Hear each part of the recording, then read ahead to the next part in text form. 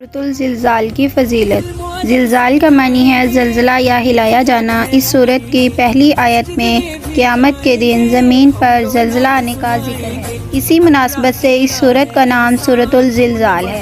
سورۃ الزلزال کی بہت فضیلت ہے۔ ایک مرتبہ ایک بوڑھے شخص نے حضرت محمد رسول اللہ صلی اللہ علیہ وآلہ وسلم سے قرآن مجید پڑھانے کی درخواست کی۔ انہوں نے یہ بھی عرض کیا کہ میں بڑی بڑی صورتیں یاد نہیں کر سکتا، آپ صلی اللہ علیہ وآلہ وسلم مجھے ایک مختصر اور جامع صورت پڑھا دیجیے۔ حضرت محمد صلی اللہ علیہ وآلہ وسلم نے انہیں سورۃ الزلزال پڑھائی۔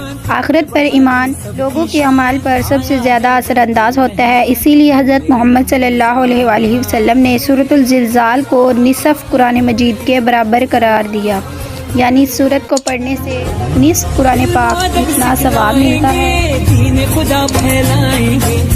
Thanks for watching.